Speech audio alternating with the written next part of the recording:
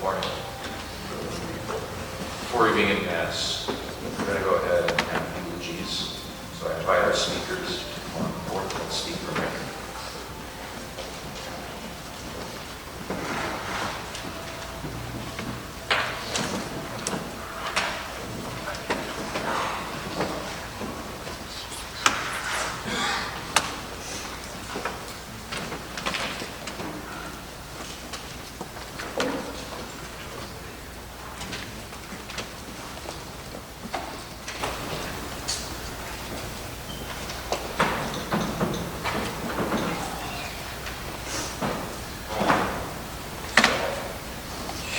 Thank you all for coming today.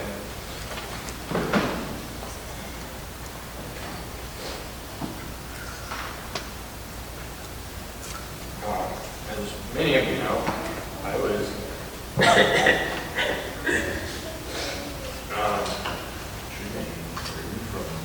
my name is Drew Maier from Indianapolis, Indiana.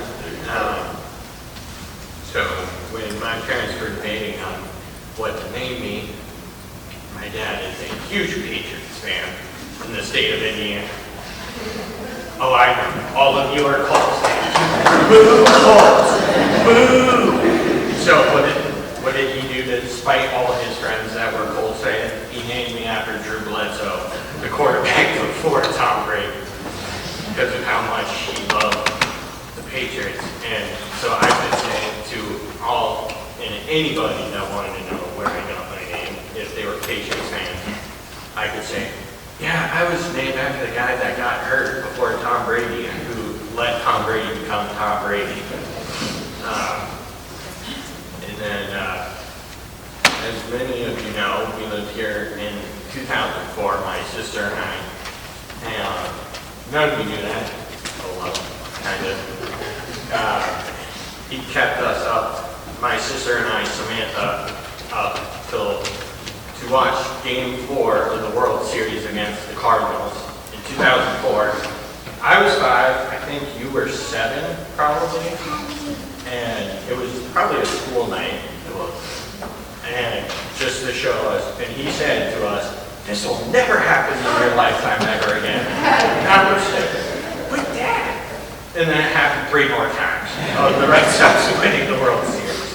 So I guess he was wrong in that part, but he wanted to show Sam and I how much he loved the Red Sox, and I will forever be grateful for that.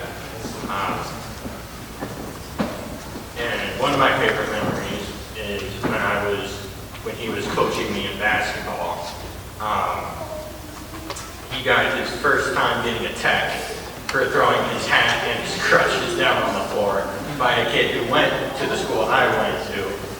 And it was just hilarious because he was on crutches because of me, because he was carrying me downstairs at a dentist appointment, and he tore his quad, so everybody was like, "You did it, Drew, blah, blah, blah."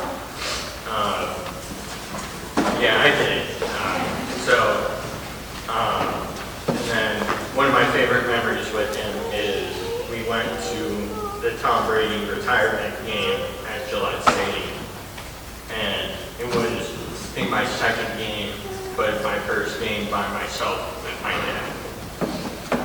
And that was a very memorable thing because we would watch Patriots together.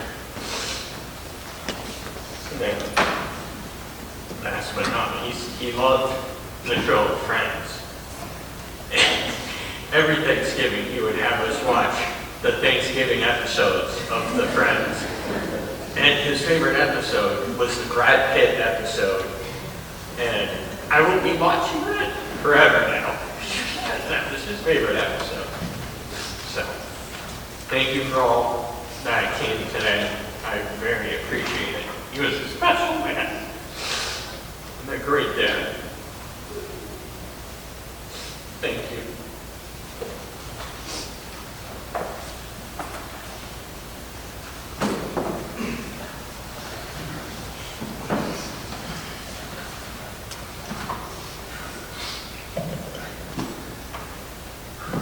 Hello, my name is Nolan McKinnon, And Dave and I met when we were both started teaching together at Innovation Academy the same year, just over 17 years ago.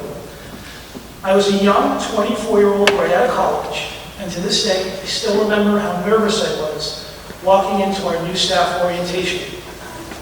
As we went through introductions, I remember Dave focusing on his love for sports, family, and helping people.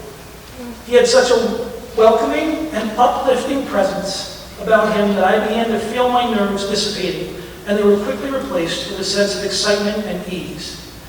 I believe that everyone who was blessed to have had Dave in their life understands these feelings, and have most likely witnessed firsthand Dave making us feel like we were just where we belong when we were with him. I believe that the effortlessness with which he could put someone at ease and make them feel like family came from his truly pure and authentic heart and soul. Dave was the embodiment of family, faith, friendship, caring, thoughtfulness, teaching, and happiness. As Dave and my friendship grew, I found out just how much his family meant to him. He would talk endlessly of how much he loved his wife and how proud he was of his children. Soon into our friendship, he and Jenny took me into their family where I witnessed firsthand the devotion and appreciation he had for Jenny, Sammy, and Drew. Soon after, I had the privilege of watching their family grow with the additions of Alan, followed by Benny. Being a part of Dave's family made me realize just how much I wanted a family of my own. Not only because I wanted to love someone as much as Dave loved Jenny and his kids, but also because of how much life Jenny, Sammy, Drew, Alan, and Benny brought to Dave. He was truly completed by his family and told me many times how blessed he was, and that his life was full of love, warmth, and happiness. I will forever be grateful that Dave was able to be the one to officiate my wedding and start me on my path to hopefully being the upstanding family man that he was. Dave was a loyal and reliable friend to many, and while I considered him to be my best friend, I do believe that many others also felt this way. Once you were his friend, you would forever be his friend. It is truly amazing the amount of space he had in his heart for every person who entered his life. He made everybody's life easier, never harder, and was a constant problem solver, never a problem maker. I will never forget the sound of his voice saying, "Here's what you do." This was always followed by the most ingenious and thoughtful advice, and more times than not, it involved him doing something for me that was out of his way and certainly not convenient for him. But that was Dave, always willing to drop everything to help someone in need, and always willing to give what he had to others in order for them to be in a better place in their life. To him, he considered it a win if his friends, family, and students were safe and happy, regardless of where that left him. He was a man of great faith, and unlike many men of faith, he truly practiced the virtues he believed in, including temperance, charity, diligence, kindness, patience, and humility. As an educator, Dave was a truly special math and science teacher. The cliche saying goes, if you love what you do, you'll never work a day in your life. Dave not only found a career that he loved, but a career that he was truly gifted in. He was able to relate to his students in a way that few teachers could, and his enthusiasm and passion for teaching was very apparent to all of his students and colleagues. He was able to make anything he was teaching relatable to his students, and every class was filled with laughter and happiness. Sometimes there was laughter almost every other second.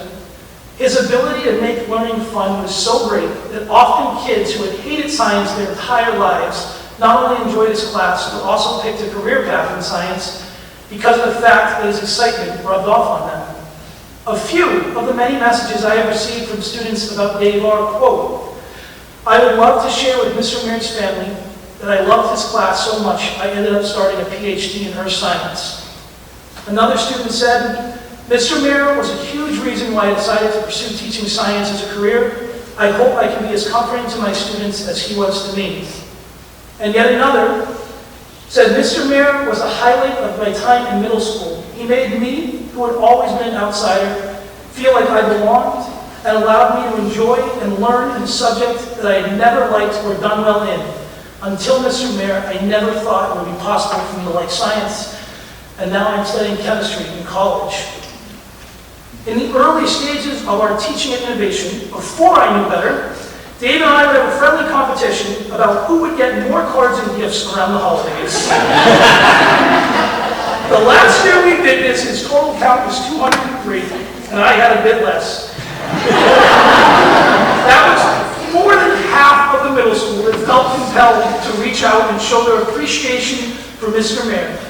If you ask any teacher about this, I am sure they will say that this is a staggering, if not unheard of, level of respect and admiration for a teacher by their students.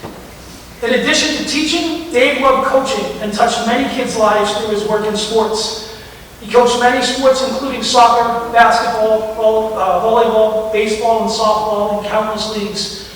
He often talked fondly of being able to coach his own kids at different stages in their life.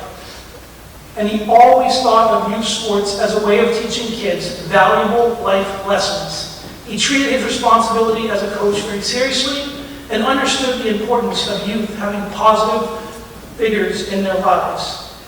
He would never sacrifice his integrity just to get a win, and he always made sure that his athletes were learning lessons beyond their sport. Dave always made sure that whatever the task or assignment, happiness would be a part of the way it would be accomplished. At our de-escalation training, our first year of innovation, him and I created the longest fidget toy conga line in the history of the training.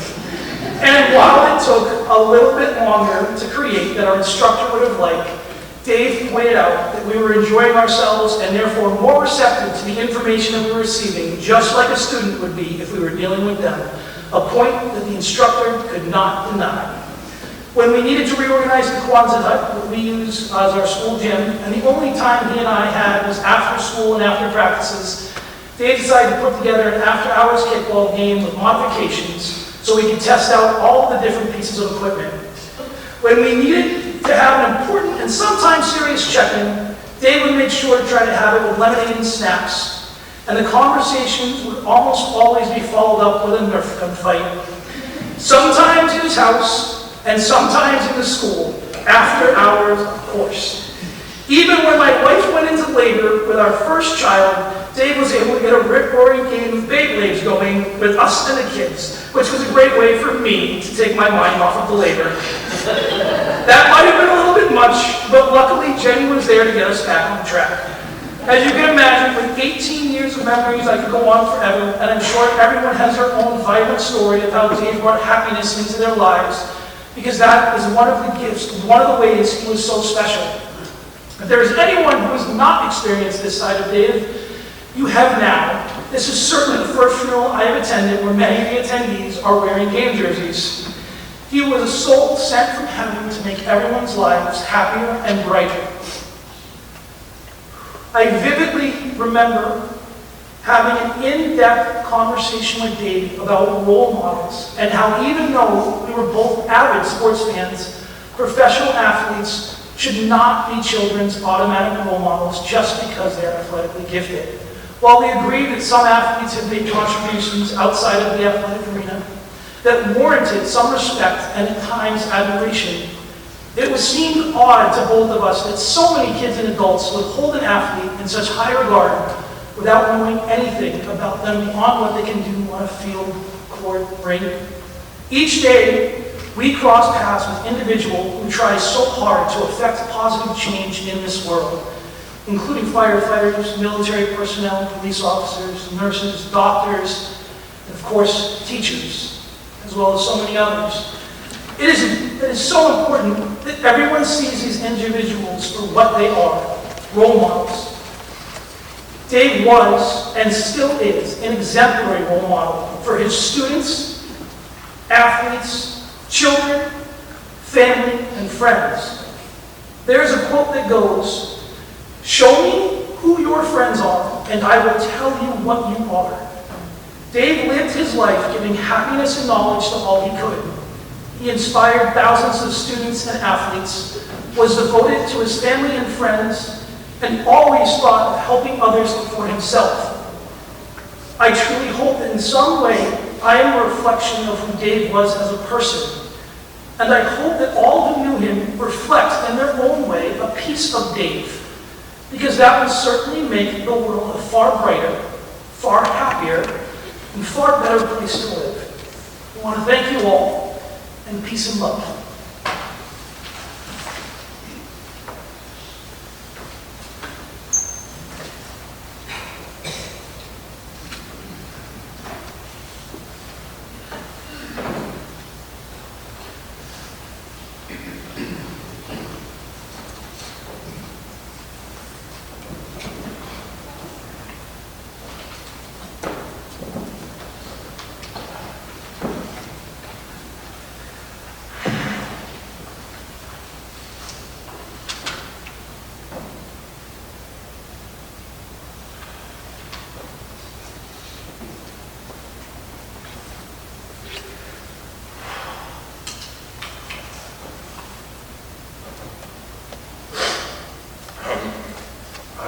I'm Michael, Dave's brother. I don't remember when I met him first.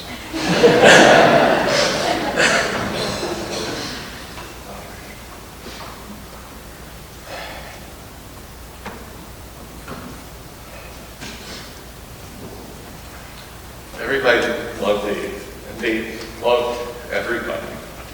That's how we think of him. And it was almost always true. He had times of doubt and darkness. And about 20 years ago, we were driving past St. Lawrence, where Dave and Jen had gotten married. And he was struggling with some rough stuff. And he told me he was having a hard time and that he kind of felt punished by God. I was not a Christian yet, but I really didn't like hearing him say that. And I had something pop in my mind that I had read recently. And it was something along the lines of, God doesn't promise paradise here on this earth. And so I said that to him, and he kind of thought on it and thanked me for saying it. And I felt good to touch him in a way that seemed to be helpful in the moment. And a number of times, years later, he would shock me by reminding me of those words to him. He would say that to me when I was having some troubles myself, and he usually started off by saying, Mike, I remember the words of a very wise man who told me, and I will not insult him today by questioning that assessment. It really touched me to hear him say that and remind me that I had said it. It would also kind of humble and embarrass me, because I was really only badly quoting someone else paraphrasing the Bible. But it really did make me glad that something I said off the cuff touched him so effectively and helped him in a time of doubt in his faith. It reminds me of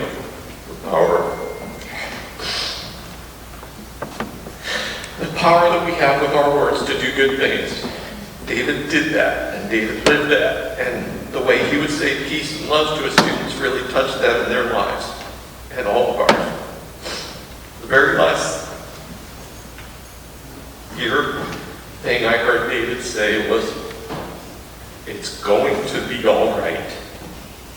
He said that after a day spent with him, and he wasn't speaking well, and he said it when I hugged him goodnight. I was really shocked when I heard it, and it made me cry. I thank David and God for that moment. It was, for me, his final saying of his good words. It's a reminder of the peace that Jesus Christ promised us, not here in this world, but in the next. Here, the rain falls on just and unjust alike. I would just pray for all of us to remember that even the brightest lights in our lives sometimes feel darkness too.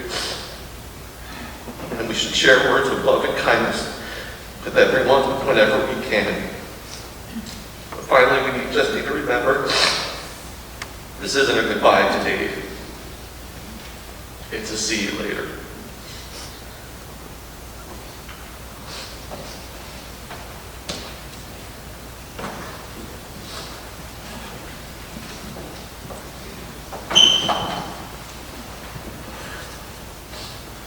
For sale. One cheap brother for sale. What a mother want a brother. Do I hear $1? He fights too much, he complains too much. A quarter, a dime, a nickel, a penny. A penny. You got a deal? That's all he's worth. David wrote that March 2nd, 1981. 9 years old. I was 3.5 months old. Serious.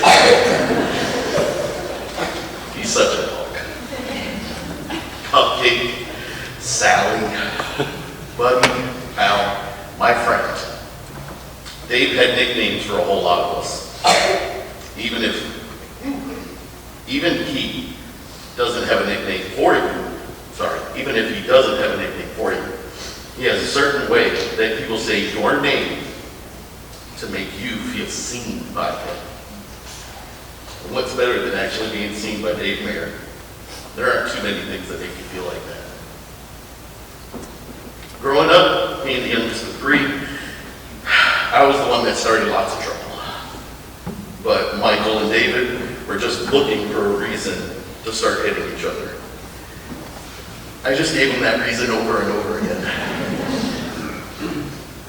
Big brother. He's not only one of mine, but I realized through all this that he was the big brother to a bunch of kids in the neighborhood. It didn't stop there. He was a favorite wherever he was. It ended up being a big brother to almost everybody.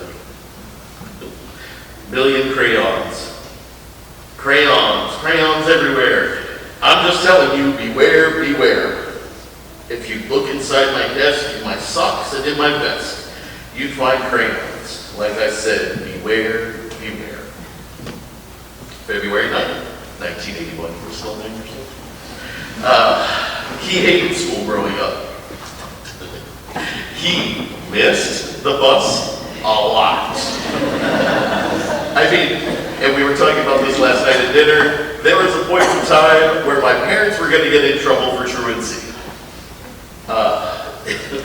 He couldn't wait to be done with school. I can remember vividly while he was attending Lord Central. And so what did he become? A teacher, of course, because that's what would happen, right? You don't like school, so you're going to go teach it instead. But his teaching seemed to be infectious. Dave got to be a big brother to all of his students all the time. He did unique handshakes for some of his kids, making sure that each one of them was seen every time we saw them. In July, an ice cream social was held in honor of Dave to celebrate all of the teachings he had done. 400 to 500 students, fellow teachers, administrators, friends, and family had gotten together that day to celebrate Dave and his wonderful teachings. He even received a reward from the state presented by a former student. The amount of times, kind of like Nolan was saying, during the testimonials that somebody said, he's the reason I'm a teacher, he's the reason I'm working in science. There was a lot of gratitude and love expressed that day. 1 inch tall. If I was 1 inch tall, I couldn't play with a ball. A TV screen would be a movie screen. A locker would be a skyscraper, a plant would be a tree, and if I saw a cat, I'd scat. 9 years old, still. Dave loved movies. I used to tag along with him and my dad when they worked at the movie theater up on Fort Harrison. Hours and hours of free child labor. I cleaned that theater so many times. But just recently, I just watched one of his favorite movies, Gladiator, and one of the lines that was said in that movie immediately made me think of Dave while I was trying to write this. What we do in life echoes in eternity.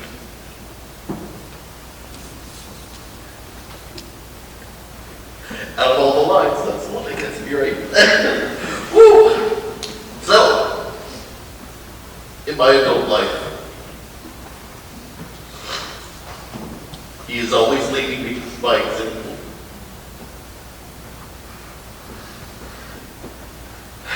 But by the examples that he set, I'm a better person, father, and husband. Ooh, I would like to be a friend because of him. Not a single person who knows Dave that can say they are better for knowing him. He knows no stranger, but always give good advice. He cares about the turnout. Again, you're repeating what Nolan said. I should have coordinated that better. You can tell he made a difference when he was teaching, just like he did when he was the big brother in the neighborhood. And look around. If you are here today, he has changed your life. The things that he has taught me, or the knowledge that he has given you, are things that we will share and pass on. Hey kids, if you want to divide, you take the right side. Flip the number over, and then you multiply. Kids were having trouble with math at one point. We called Uncle Dave. Uncle Dave taught that, and we will never forget that. Dumbo Buddy. Jaybird, the original one. Sorry, Richardson. Michelle. Mimi, Drew, Bubs, Benjamin, Maier. Dave sees you. And he sees all of us. Peace, love.